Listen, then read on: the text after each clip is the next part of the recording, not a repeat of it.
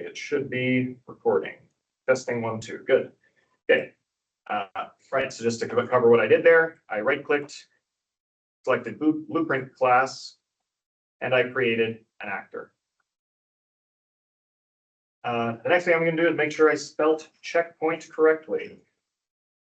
There we go, BP _ checkpoint. So before we just jump in and start coding, it's always a good idea to kind of take a step back and make sure that we know what we want to code first. It's always a good idea to have a goal in mind to figure out what exactly we want our checkpoint to do, right? So if this is our racetrack, right? Our player is going to be going this way. When they pass this certain point, here's our checkpoint. Oh my goodness. There we go. We wanted to kind of send out a message and say like, hey, the players just hit this checkpoint, right? Now, we want this to be versatile enough so that really when the player hits the checkpoint, it can do anything we want it to do. It can record a time, maybe play a sound effect, show a UI element showing the checkpoint that you've hit. We don't know necessarily at this point everything that we want the checkpoint to do when the player hits it, so we want it to be open-ended, right?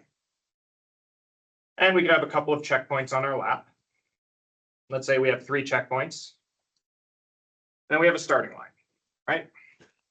So this, we'll call it our start line, right? So when the player passes the start line, we want it to kind of increment a lap. So we wanted to say, when have they passed the start line?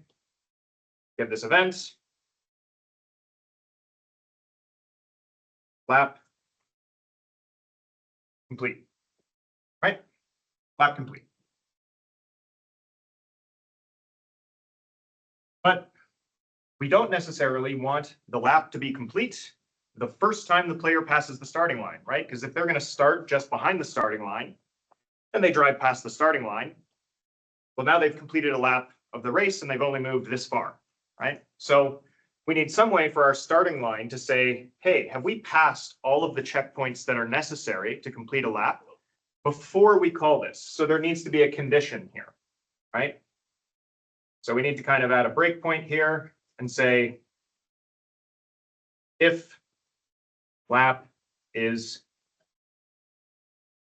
complete, basically. And this is effectively the hardest part of your first assignment. There's another small part that's just creating a timer. That is fairly straightforward, fairly easy. We can go over that at another point, but this is the tricky part, okay? So what are the problems that, like, what do we need to solve? What are the core problems that are going to go into solving this larger problem? Because if you look at this kind of in the big way, you go, oh my God, how do I even start to approach this? What are the small subcomponents that we need to figure out? The most basic thing that we need to do before we can start approaching this larger problem? I would say the question we need to ask is, how do we check the player's progress, right?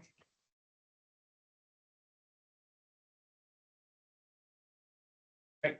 How do we check if they passed a checkpoint? So we need some kind of actor that can essentially wait, and when the player approaches it, it'll say, okay, player has reached this position. That's the most basic thing. How do we do that? Well, we kind of did something similar with our spectator. We used this onComponent hit event here. So when it hit the ground, he would jump up again. We can do something similar with our checkpoint, right? So when the player hits the checkpoint, we know that they've hit it, right? I'm going to open up my checkpoint blueprint here. And you can see, again, should be familiar from last class, we just have this blank blueprint here, nothing really going on. I'm going to add a component here. And for this, I'm going to use a box collision component. Box collision right here. So if you scroll down and you see this collision component, box collision. And you can see all this is like, it doesn't, if I click off this, I click my default scene route, you can see it's just kind of like this wireframe box. We're not going to see this in the world, but it is going to be there. The whole point of collision components like this is to check collision, to see if something enters into this box, and it will trigger events. And I'm also going to just add a cube here, and I'm going to scale this down just so we can see where this is in the world. And just kind of add a little like gate, right? Just so we know what's going on.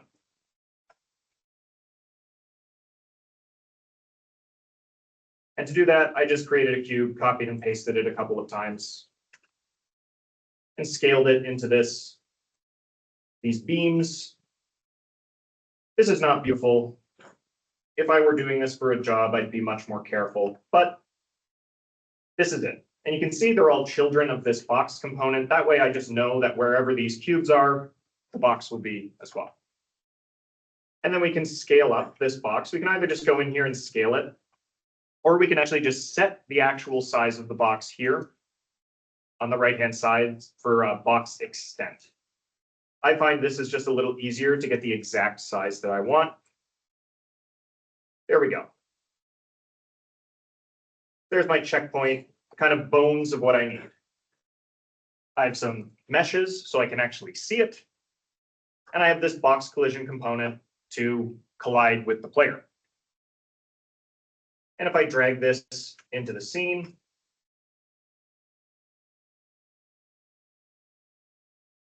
okay, so my player is going to be facing that way. If I drag this in, the first thing I'll notice is that this is way too small, so I might want to just scale it up a little bit. So I want it to be the full length of the track. All right, I'll just kind of scooch these out. And I'll compile and save, and then I'll check how big it is now. Okay, maybe a little more. I can scale these out a little more. You can see it updates in real time as I move it. There we go. Again, there's probably a more sophisticated way of doing this, but for the time being, this will get the job done. Because we really just want to see if this is even a viable method of doing this, because we're not sure yet, right? It's our first time doing it. Let's see if it works. So yes, it's ugly, but that's okay. We can always go in and make it pretty later. Okay. So here we have our box component. And if I press play, now I can see we have our beautiful starting line gate object there. We can drive through it and nothing really happens. Okay, so let's take a closer look at this box component here, this box collision component. You can see that it is there, right? But we don't see anything. And if we scroll down, just like we did with the cylinder to check if it was hitting the ground, we have all of the same events that we had on the cylinder on this box collision component. So to make our guy jump up and down, we use the on component hit. That's because we wanted to check if it was colliding and bouncing off something. That's what a hit is, right? But we also have this on component begin overlap. So imagine this box component is like a volume of air, like the volume of air in this room. If I wanted something to happen when I walked into this room, like let's say I had a motion sensitive light and I wanted to create something similar in Unreal, I could make a box component that's the shape of this room, on begin overlap, turn on a light. We're going to do the same thing here, say on begin overlap, print a string, just to make sure that we can actually check to see if our player is there. That is the root of this problem. How do we check to see if a player has reached a given position? So with my box component selected, I can just click this plus button on component begin overlap. And here we go. We have our on component begin overlap event. And out of this exec, I'm going to use my favorite function, print string. I'll say checkpoint overlapped.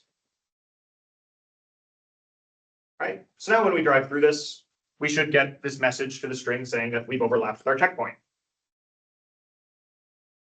Let's press play.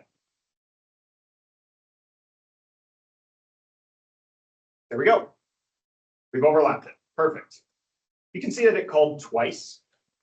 And that might be because the car has the box component. If we go into our car here,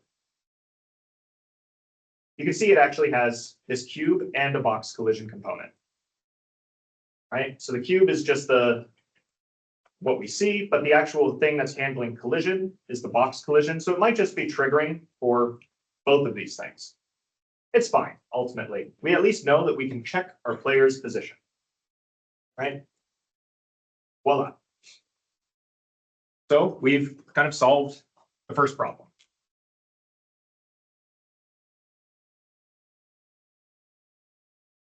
Okay. Let's think about how we might approach the problem of not just checking to see if the player has reached a position, but checking their overall progress throughout the map. To do that, each checkpoint kind of needs to talk to one another, right? They need to communicate with one another. So this checkpoint needs to know if this checkpoint has been passed. This checkpoint needs to know if this checkpoint has been passed. Otherwise, what prevents my player from just kind of driving like this, going to this checkpoint, winning the race, right? Each one needs to know if the previous one has been triggered so that we can determine if the player is actually completing the race or if they're cheating, right? So does anyone want to hazard a guess what a simple variable we can put on here to see if this checkpoint has been triggered? Simplest variable type there is.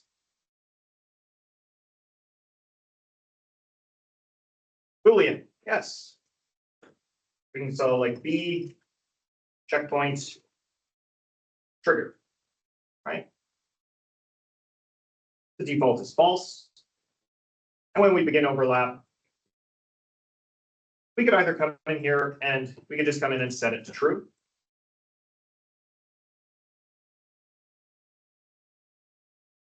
Right, and to do that, I just created a variable here by pressing this plus button. By default, it should be a Boolean type. I dragged it into my grid here and select set, because you can do two things to every variable. You can get and you can set them. I can just set this to true. Right. And then instead of just printing this checkpoint overlapped, I'm just going to print the value of this Boolean, so I make sure that it's actually updating. We're pretty confident that it will be because we know that we're calling this event, but better safe than sorry. Right, and then we playtest true. Okay. Now, this sort of solves our problem. We at least can know, we know that our checkpoint can store itself whether or not it has been triggered. But now we need to know whether the previous checkpoint had been triggered as well, right? So we only want to trigger this checkpoint here if this one has been triggered. If this one hasn't been triggered, we know that the player has kind of cut across and gone through here. They're cheating. They don't get to complete a lap. They have to go past every single checkpoint. So far, when it comes to variables, all we've used is kind of simple types, math types, Booleans, floats, vectors, things like that. These are variables that should be familiar to you from everything that you've done. But variables, as the name implies, can be anything. We can store other blueprints as variables. We can grab an object as a variable. So I'm going to come in here to variables. I'm going to press plus. We need to store a reference to the previous checkpoint, right? This pretty variable called previous checkpoint or last checkpoint, past checkpoint. Call it what you want, as long as I know that it is the previous checkpoint, the last one that you had to go through. And here in our Boolean, where you can see it's set to a Boolean type right now, we can actually search our own custom blueprint. This is why I preface everything with BP. BP underscore checkpoint. Now you can see we can store a variable that is of a type of an object that we've created. And you see this drop down here. You can have it be a class reference. Don't worry about soft object and soft class references right now. That's a whole can of worms, and it's mostly about how you dynamically load assets at runtime. We don't really have to worry about that for this course. In our case, we don't really care about the class reference because the class is just the template, the blueprint. We need the actual specific object. We don't need to store a reference to the idea of a checkpoint. We need this checkpoint right here. Let's grab our object reference here. And I'll compile and save. And so now we have our previous checkpoint.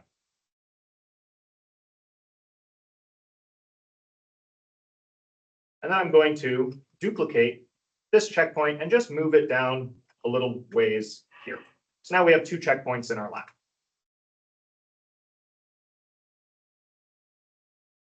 Now we need some way to tell the second checkpoint which checkpoint is the one that comes before it. And just like with all of our other variables that we may want to expose and show and allow the player to set manually, we can just click on this little eyeball to make it instance editable, right? Instance editable, or click on the eyeball. And you can see it's visible. And we can compile and save. And now with our, oh, come on now, let me reduce the size of this. There we go. Now with our checkpoint selected, now we can see we can set our previous checkpoint manually. Now we can either grab this dropdown and it'll show all of the checkpoints in the level. If you've named your checkpoints coherently and you know which one is the previous one, great. You can just select it from the dropdown. We also have this little eyedropper here, and this lets us select the actor from the scene. So I'm going to click on this eyedropper, and you can see as I move my cursor around, it's this little like cancel, no, you can't select this. And that's because I'm hovering over a landscape. And a landscape is not of type checkpoint. So we come over here and we select our checkpoint. Right? And you see when we hover over a checkpoint, it becomes the eyedropper. And so now this second checkpoint is storing a reference to this checkpoint.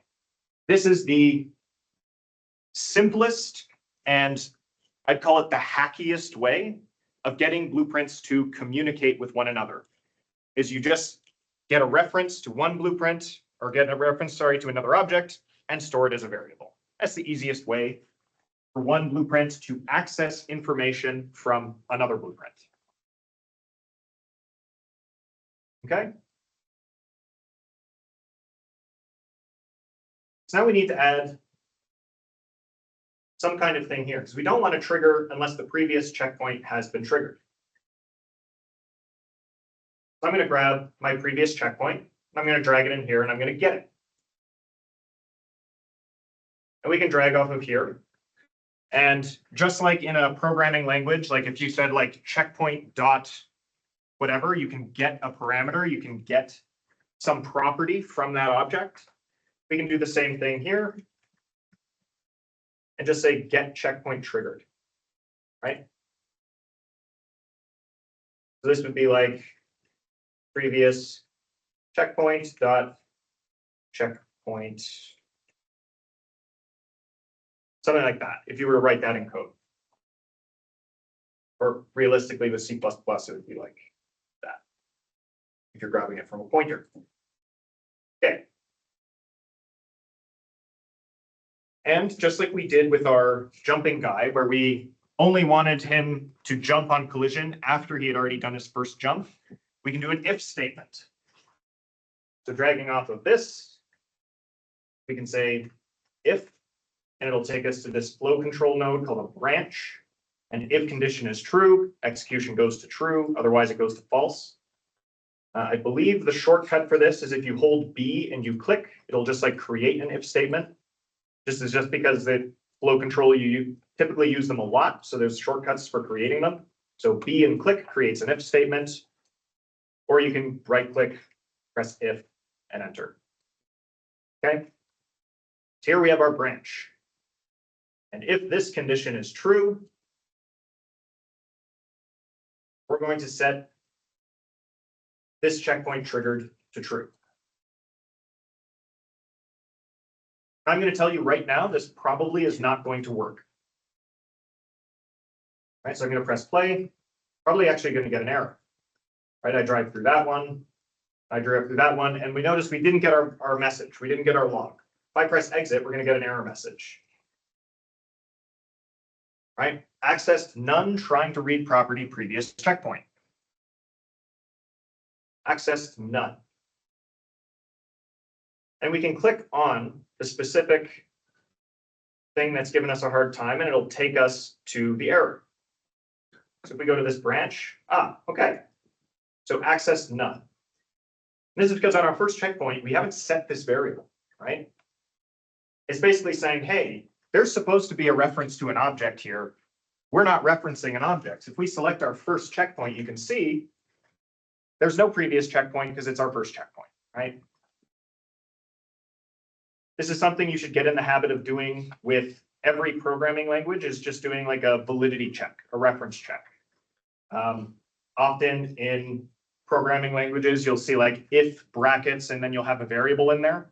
That's just to say, if this exists, if it's not a null reference, continue. We're going to do that here. And to do that, we're going to use an is valid node. Here it is valid. It's this little question mark. Right?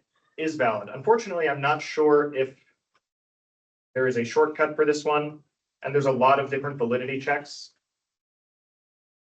So unfortunately, you just got to go scroll down until you find the little question mark here, is valid, right? And then it's looking for an input object. It's just saying an object reference.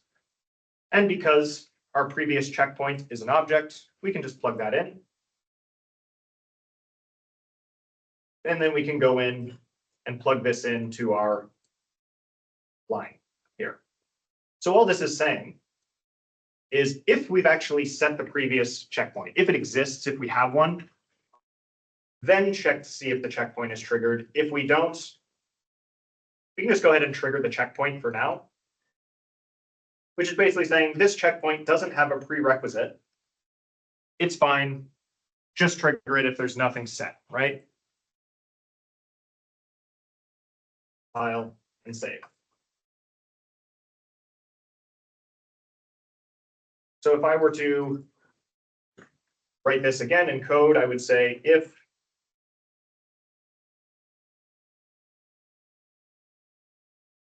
I'd probably do something, it would probably look something like this.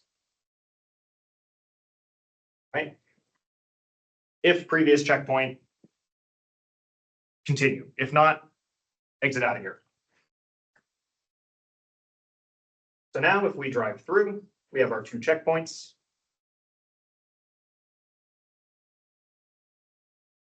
Okay, true and true. Now we're triggering both checkpoints.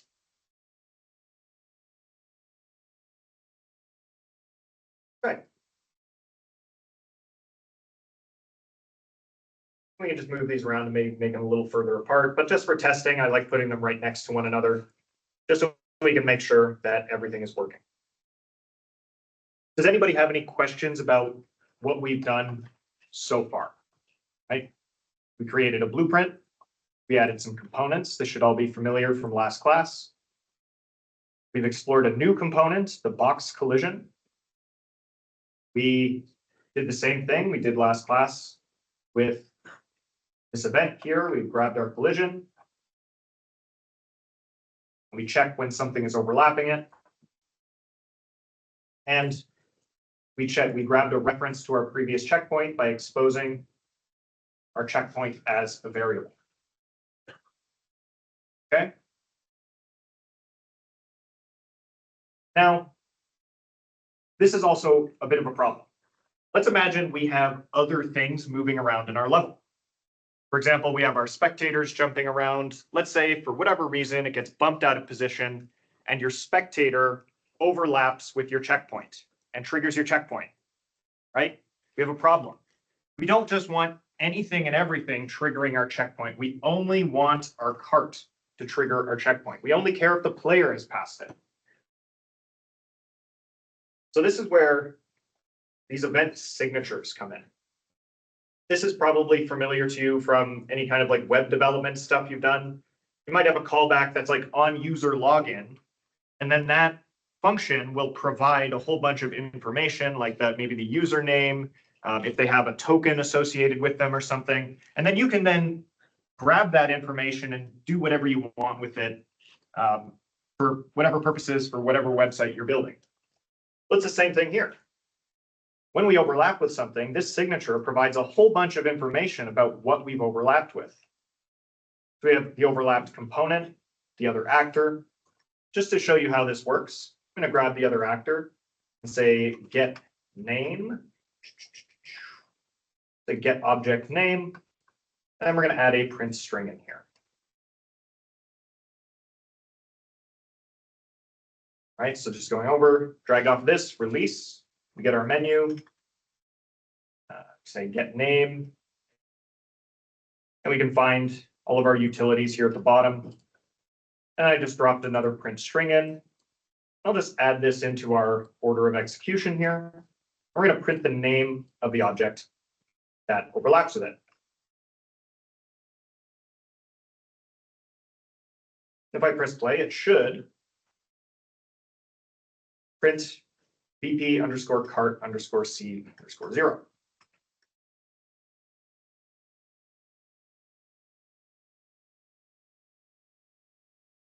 Perfect. So now we can check to see if it's actually our cart going through by grabbing this other actor.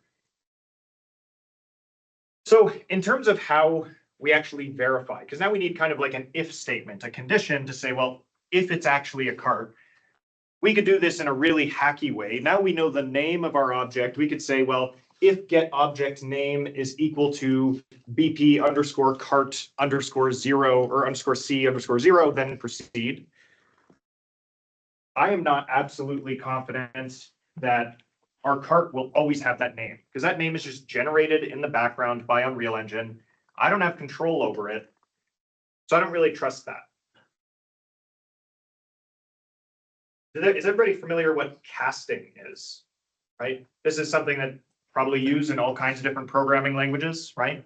Casting? No? So casting is when you get, let's say, a parent class of something. So in our case, we're getting the parent class of actor. By casting to its subclass, we're saying treat this actor as though it were the subclass of this type, right? So again, if I had to draw out the hierarchy of our cart, let's say, we have at the top, we have just like uObject, which is like the most basic primitive object provided by Unreal Engine. Then we have our actor. Then we have our pawn. Then we have our cart, right? This is kind of inheritance of all of the different classes. So we can say, we know we're getting an actor, tells us it's another actor, it's of type actor. We want to cast to type cart, right? We can drag off of this other actor and say cast to. And unfortunately, casting, you can see all of the things that inherit from the actor class provided by Unreal Engine. There's a whole bunch of actors. So we just need to know the name of the actor that we want to cast to. In our case, because it's an actor we have in our project and we can check BP underscore. Now we only see the actors that we have created, right? This is why prefacing things in your project is a good idea, right? Because if you don't preface your thing with BP,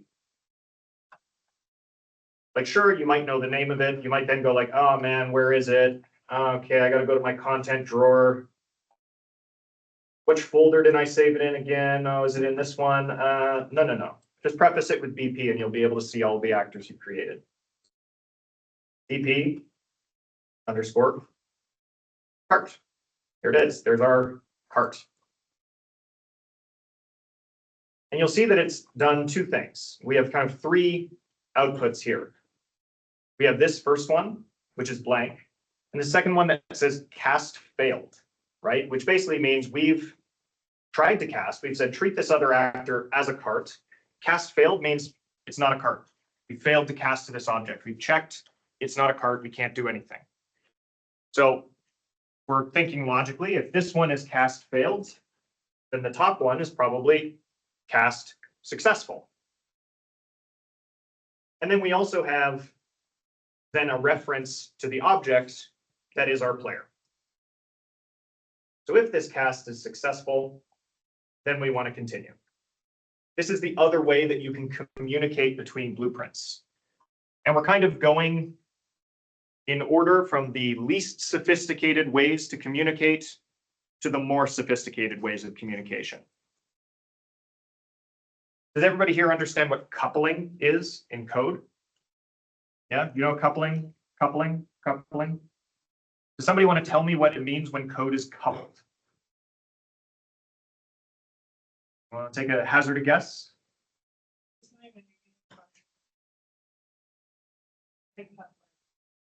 like how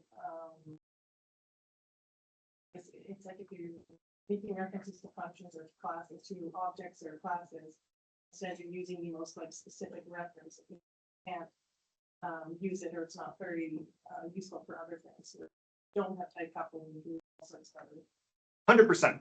That is a great answer. So this code right now, for our purposes, we're just trying to get this out the door, trying to make it quickly. It's fine, but it is coupled, right? Which means, let's say I want to make another racing game that doesn't use our cart actor in it. This code isn't going to work. This cart and this checkpoint are coupled. They need each other in order to work, and they cannot work independently, right? Or rather, I guess the cart can work independently of the checkpoint, but the checkpoint relies on the cart.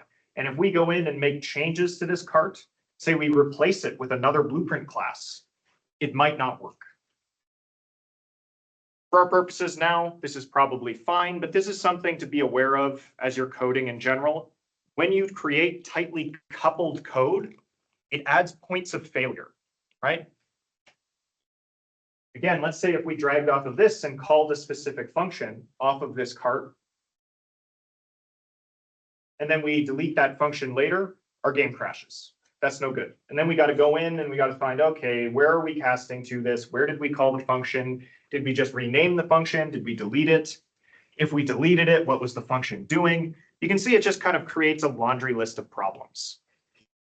So just something to be aware of in coding in general, not specific to Unreal Engine, but casting is used in pretty much every programming language. It's sort of like treat an integer like a float, treat a string like a name. Stuff like that is all done using casting. Okay, cast a BP cart. Now we know, okay, only if a cart is overlapping with our checkpoint, and if we have a previous checkpoint, then we set our condition triggered to be true. Now let's see if that works.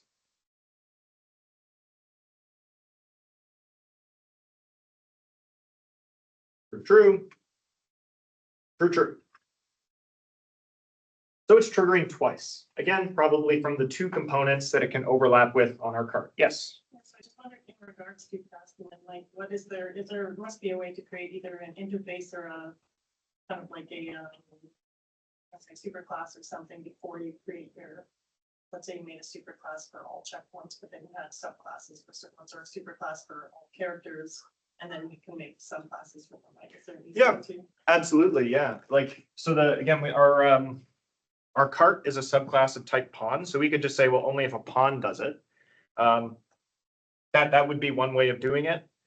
Again, the issue there is, let's say we have our cart here, and then we have another type of pawn doing something else. We want this cart to trigger it, but we don't want this other subclass of our pawn to do it. So there are ways to create and just like use a superclass.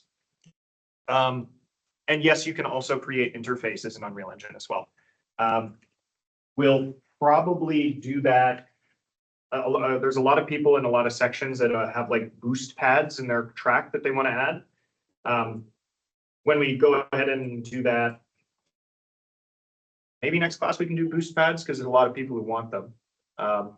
We'll do interfaces and we can create like a eye boostable interface, right? So again, the boost pad doesn't care what drives over it. It only cares if that thing can be boosted. And Unreal Engine also has a lot of interfaces built in. So Unreal Engine was built to be like a first-person shooter engine. So, you know, you're kind of shooting things and you're damaging them. And eye damageable is an interface that is kind of baked into the engine as is. And that's just because, you know, when you shoot something and you damage it, that, you know, I is the one shooting it. I don't care necessarily what it is. I just care if it can be damaged or not. And then if I shoot a red barrel, I want it to explode. But if I shoot another player, I want them to play an animation. If I try and bake all of that functionality into the shooter, your shooter is going to be a million lines of code trying to account for every single possible thing that it can do. So yes, you can absolutely create an interface in Unreal Engine. I can just show you that quickly right now. You go here and you right click. It's in the advanced assets under blueprint. You can see we have our blueprint class, blueprint interface right here. So yes, there are definitely better ways of doing it. Again, I'm just trying to show everyone. Okay.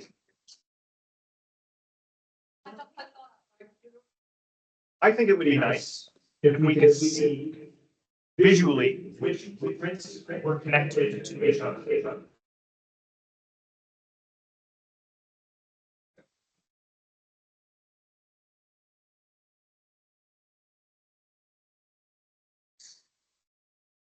So to do this, we're going to create some debugging tools.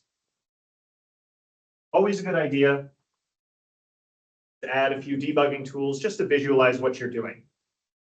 And to do that, we're going to leave the event graph for a moment. And we're going to come over to the construction script right here, construction script. And just to show you what the construction script does, I'm just going to add a print string node. Again, my favorite node in Unreal Engine. It just lets you see when things are calling and what's going on. Right now, it just says hello. And you can see when I compiled, it's actually called the construction script. Right? If I grab my checkpoint now and I start moving it around, it starts calling the construction script. The construction script is really useful because it is called in the editor whenever you make a change. Right? So it allows you to automatically, say, set variables, populate variables. It allows you to automatically do things that you don't want to have to set manually and be subject to human error. It also lets you draw some debugging information. So we're going to do the same thing with that we did here. We're going to do a validity check if there's a previous checkpoint. Let's draw a line to that checkpoint so we can see and we can visualize the connection from one checkpoint to the next. I'll get my previous checkpoint is valid. if it is there. And then we can type in draw debug. Now you can see we have a whole bunch of different stuff that we can draw. We can draw debug strings, spheres, points, planes, lines. Depending on what you're making, you may want to debug things. Like we could add a debug box so that we could see the collision box of our checkpoint. That would be an example. We have the gate right now that sort of covers it, so we don't really need to do that. I'm just going to draw a debug arrow. Right? And here you can see we have a line start, a line end, an arrow size, line color, duration, and thickness. Let's start with the first thing, the line start and the line end. So if we want to draw a line, or an arrow rather, from this checkpoint to say, hey, this is the direction of our race. This checkpoint leads to this checkpoint, leads to this checkpoint, leads to this checkpoint, right? The line start needs to be at our previous checkpoint. So we need to get the position of this previous checkpoint. And to do that, I've grabbed my previous checkpoint variable here. You can either just drag off of here. I copied and pasted it, so I just find it's more readable to have the variables like so. We can drag off of here and say get location, and we have get actor location, right?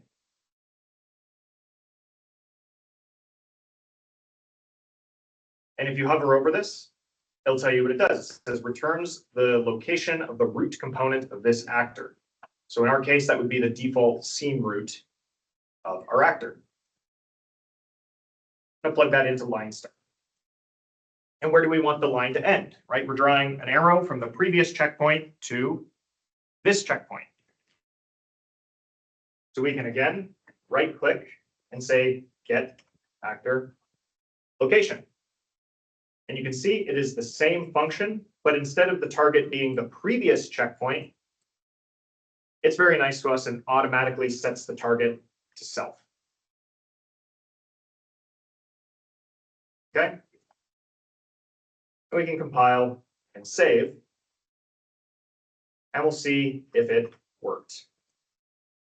I'm going to move this up. There we go. We can kind of see the line that is being created as we move this around.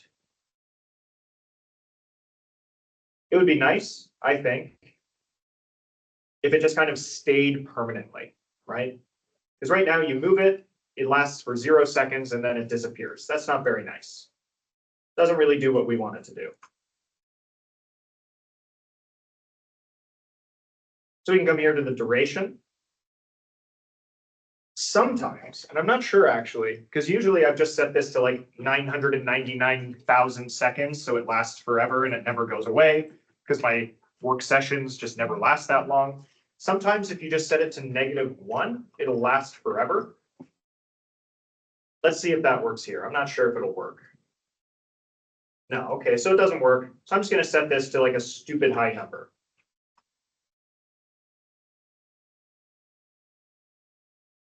Right? Now there's another problem. It just keeps drawing arrows and they keep lasting forever.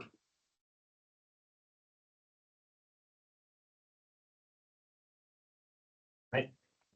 So we need to clear all of our debug stuff. We probably want to do that first, right? So the first step is because we've drawn our debug, we want to clear any previous debug stuff that we've drawn that isn't relevant anymore because we've updated our stuff.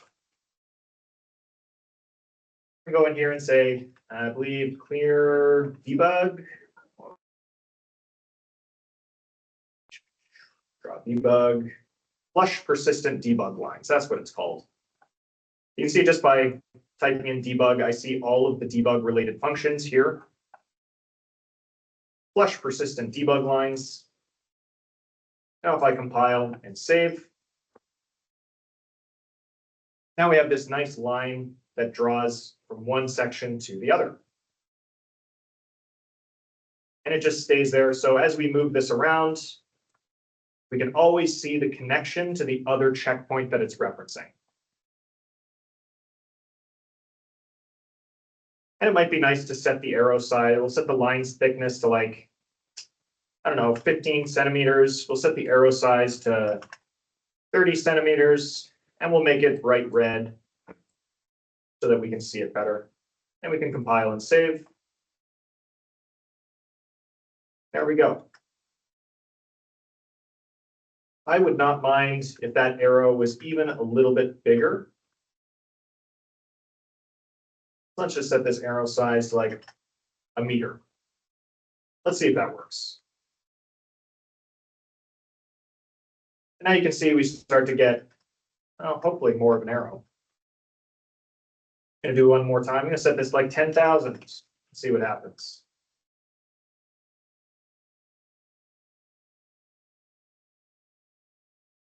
For some reason, it's not really, it's more of a line than an arrow. Just a little bit weird. Okay, there we go. Oh, okay, it's because I'm looking at it from the side. There we go. We have our debug arrow pointing from one to the next, and we can kind of see the flow of our racetrack, right? You don't have to do this. I find whenever I'm developing anything, it is a good habit to get into to build yourself debugging tools as you go, so that when you encounter problems, you can at least check if the basics of your system are working. So at least here, I know that these two checkpoints are connected. They do have a reference to one another. Everybody's happy, right? And if there's any other problems, at least it's not in the connection between these checkpoints. So I can now isolate that system and say, I don't need to touch that ever again. Any other problems are somewhere else, okay? Again, not mandatory. Just a helpful thing to start doing in anything that you program. Okay. So now we need to think about our starting line, right? So we have our checkpoint, and if we think about it in the most basic sense, a checkpoint just checks to see if a player has passed through it, and then it does something, right? And our starting line is the same thing, right? It checks different conditions. It might call a different event, but that's all it's really doing. It's just checking to see at its core, has the player passed through it? And just like any other object-oriented programming, we can create a subclass of one of our classes. So we can right-click on this, and you can see up at the top, Blueprint Class Actions, create child blueprint class. We can come in here and call this BP underscore starting line, right?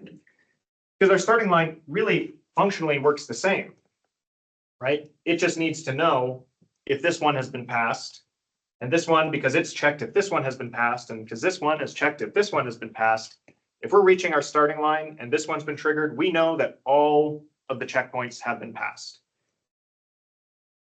We could try to do some really sophisticated system where we then have like a checkpoint manager that gets a reference to all of the checkpoints and tries to figure out their order and creates an array. And every time you pass the starting line, it loops through all of them. It's over engineering. Keep it simple. Right? Okay, so now we have our starting line.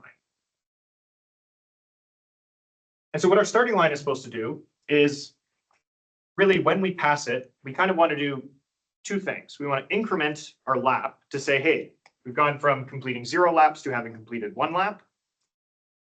And then we want to reset all of our checkpoints, right? So now that we've completed this lap, this one isn't triggered anymore. We have to pass this one again, right? So we got to grab all of our other checkpoints and set their triggered condition to false, because we now have to re-trigger them again to complete the next lap. Let's write this down so we can keep track of it. Okay, we need to increment a lap counter. We need to, oh my goodness, this ink is killing me. Reset checkpoints.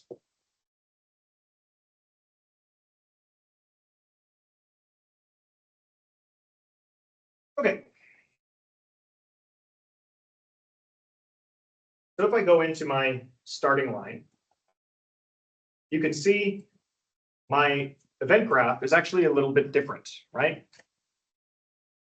Next to our begin play, we now have this other node here called parent begin play. And as you can imagine, this just tells this child class to execute all of the stuff we have on the begin play of its parent. If we don't want this to execute the parent's begin play stuff, we can just delete that. And same thing here with all the other ones. Whenever you see parent do this, just delete it and it will eliminate all of the parent functionality there. Okay. So let's start with resetting the checkpoints because we already have our checkpoints created and we don't quite have a lap counter yet. So whenever we have like a very specific thing like this, we can just create a function, right? We can just click here, plus to create a function, new function.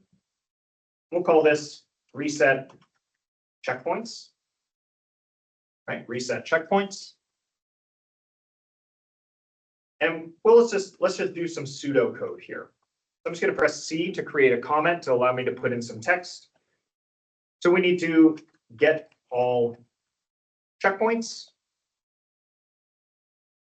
I'll add another comment here. Set all checkpoints dot triggered to false. Right? That's all this really has to do.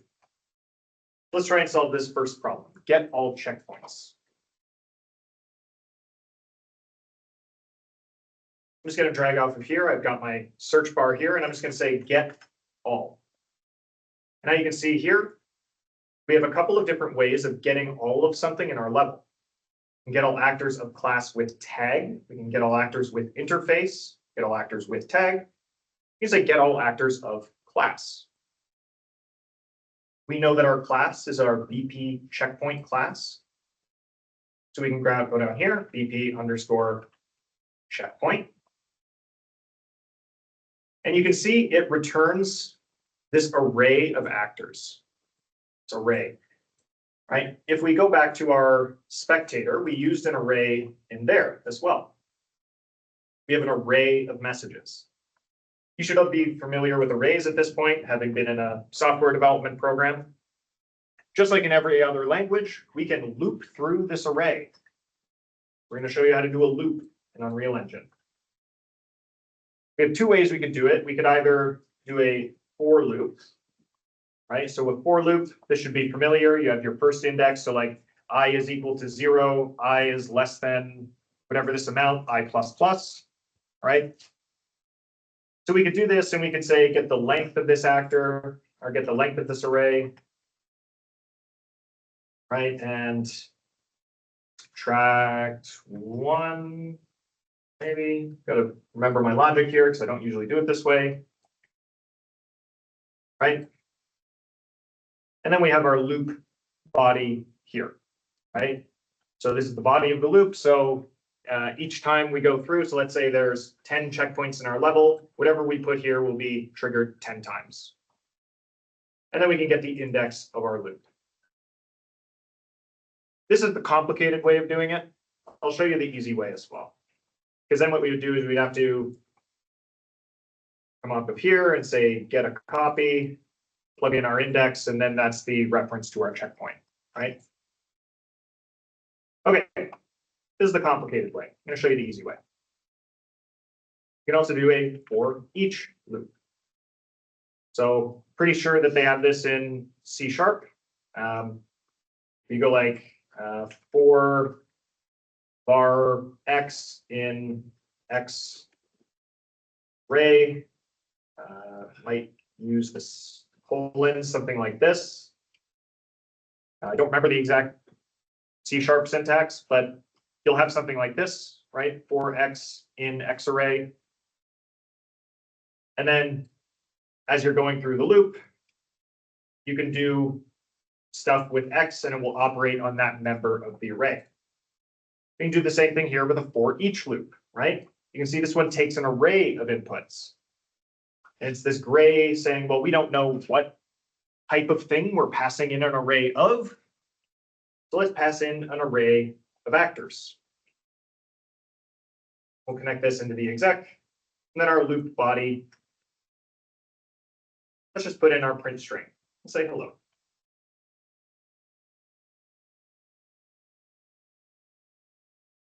We have our starting line, we have our event graph.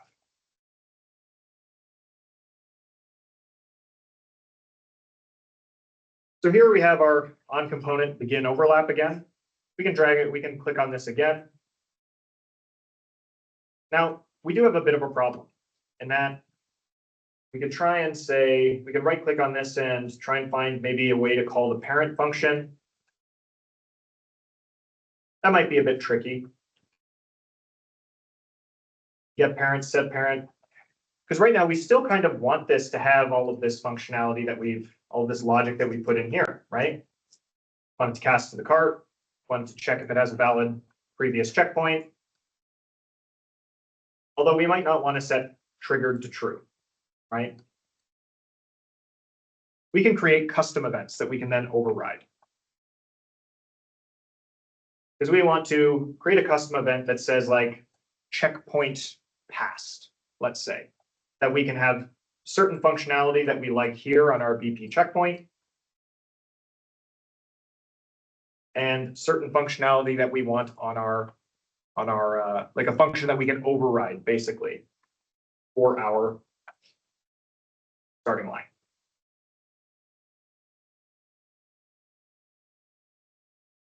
Okay. I'm going to double check to see, I believe there's a way to add, find reference, add call to parent function, add number call to parent function. I'm going to double check one thing here, because that's usually how I do it, is I just right click and add call to parent function, but it doesn't seem to be here, or it doesn't seem to be valid. Let's figure out another way of doing this. So we're in our checkpoint. We want to repeat as little of this code as possible. We can just start breaking this down into functions.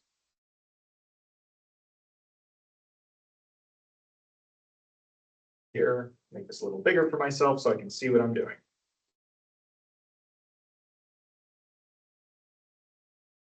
So we want a function that can say check, let's say check to see if this is a cart. So we can add a function here called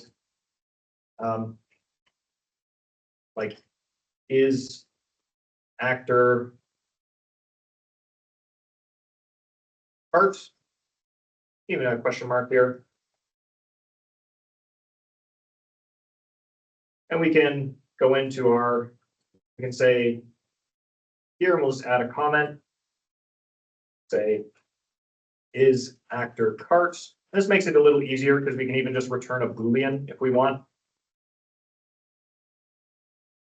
And we can say is previous checkpoint valid and return a Boolean that way.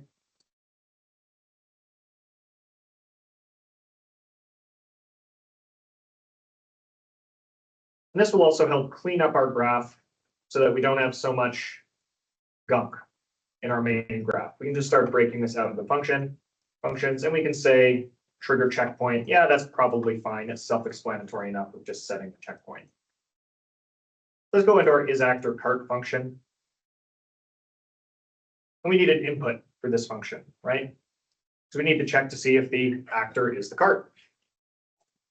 So when you have your function selected, you can add it either selected on the left-hand side here.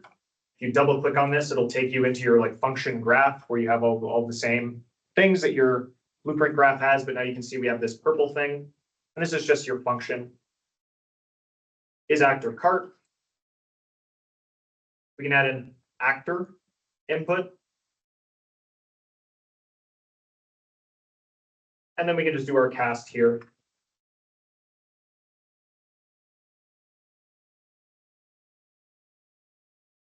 And we need to return a Boolean, right? So we can return. We can add a return node. And we can add an output. I'll just call it isCart. And change it to a type of Boolean. If our cast is successful, we can return true. And if our cast is unsuccessful, we return false. Okay. Now, if we compile and save, in our starting line here, we should have access to this function that we defined in our checkpoint. Now we have this isActorCart function. We plug in our actor. We do an if statement. There we go. Just calling the function. And then we can call it maybe is previous checkpoint triggered is another one that we could do. Is previous checkpoint triggered? Go back to here.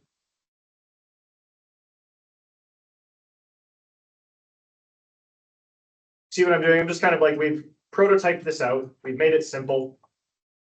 And I'm just going in and breaking it out into functions so that our child class has access to it. And so that our cart by using function names and stuff, we're just kind of making sure that our code is really clean.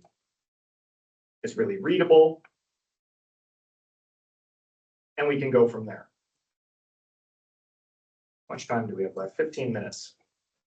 Does anybody have questions about what we covered today? Mainly about the ability to create child classes, create functions, get objects as variables, casting, things like that. I know that we kind of rushed through a lot of things in this class. Is there any uncertainty, confusion? No? If not, then I'll just kind of go in here and reset the checkpoints, and we might get to incrementing the lap counter today. All right, so our BP starting line. Okay, we've got our resetting checkpoints here.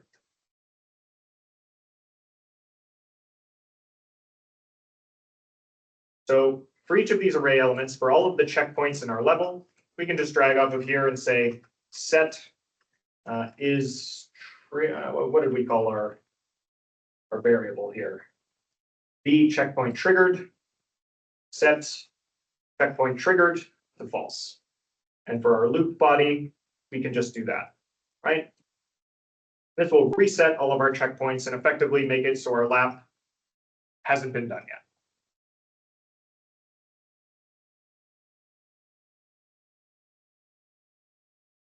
Is actor cart branch. We can just go in and reset our checkpoints. True, right? We define this function. We can just click and drag it to call it. The benefit of using functions this way is like, I can just pick this up and immediately tell what it's doing. It's checking to see if the actor is a cart. And if it is, we're resetting the checkpoints. We might want to create a function to say, is the previous checkpoint triggered? You can say previous checkpoints triggered. And I'm just going to go ahead and grab all of this. Control X to cut. Control V to paste. See, I don't need to rewrite it all again. Just copy and paste if you have code that works. Again, a return node allows you to return a value.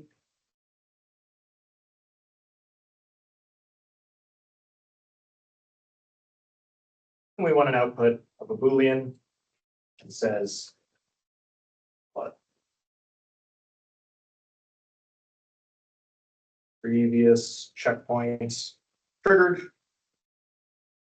We'll set that one to true and this one to false. Right? So in your function, this is kind of the inputs you have in your function. Then you can add return nodes. This is the exact same as just saying, like, as you're typing out a function, return X, return something.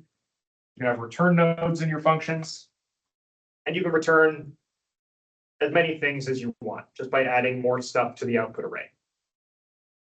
So let's say you wanted to return not just whether the checkpoint is triggered, but also a reference to the previous checkpoint, so that if you drive to here and you try and pass through it, you can say a debug message saying, error, this checkpoint isn't triggered, right?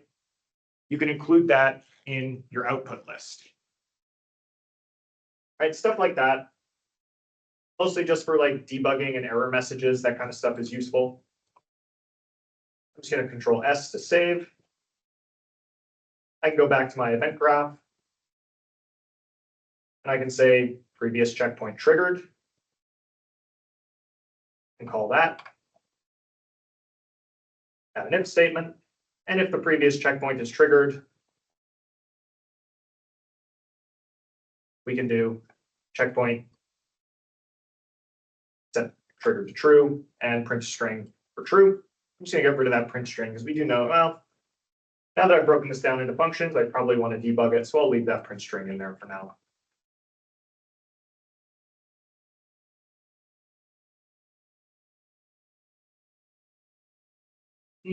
Doesn't seem to be triggering. If we exit out, let's see if we can figure out why. I've probably made a mistake, and mistakes happen. My logic is a little broken. Is actor cart. Make sure I'm actually returning true here. I am. Okay. So I'm just going to add a print string here. Make sure that we got this far. Actor is cart. And if that's true, we go to previous checkpoint triggered. Print previous checkpoints triggered. I think I know where I went wrong. So here we have our validity check. And before we had our is not valid just plugged into setting our checkpoint to true. But now it's not plugged into anything because I cut and paste it. Now you can see it's empty here. So when we pass through our first checkpoint, it's saying, well, previous checkpoint is not valid and it's just doing nothing and probably returning false. Let's just plug that into the true node there so that returns true. But again, we'll just go back to our event graph here, previous checkpoint triggered, true, set checkpoint triggered to true, and see if this is working.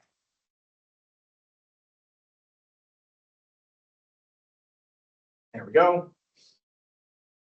And there we go. Both checkpoints are triggering. Then in our starting line here is actor cart.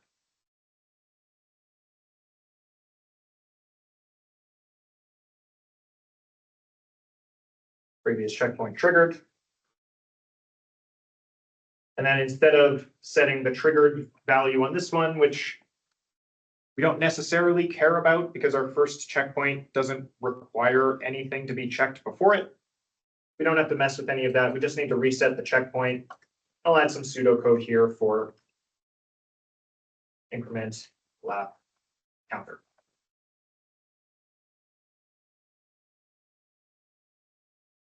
This is another node I use called a reroute node. It's just a dot. Lets you kind of like move your wires around to make it a little cleaner, but you can see I've just put that there so that I know I have a comment. This is what I need to do next. Increment my lap counter. All right, make a comment, you press C. When you have your functions named coherently, like so, you don't really need comments. Very clear what's going on. Is the actor a cart? Is the previous checkpoint triggered?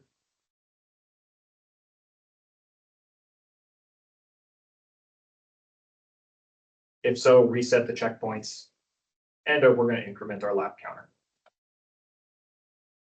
Okay, so that's pretty much what we're going to cover in class today. Next class, we'll finish up this starting line and make sure that it works, and we'll go over our lap counter.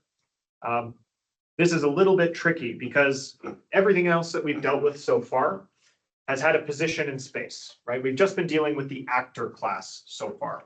So, our spectator that jumps up and down occupies space. Our checkpoint has a position in space. But when you think of how many laps do you need to complete in a race, where does that exist in space? It doesn't, right? So we need to start exploring some other classes, some kind of higher level data classes in order to manage that. Does anybody have questions about what we covered today in terms of creating functions, looping through arrays, class inheritance? I'm a little peeved that I couldn't just call the parent function on this. Normally that you can just do that, and I guess they've just removed that feature since Unreal 4. But you make it work. Okay, well, if there's no questions, you guys can head out. It's Friday, enjoy your weekend. If you have any questions about the assignment, need an extension, whatever, message me by the end of the day. And yeah, thank you guys very much for coming into class.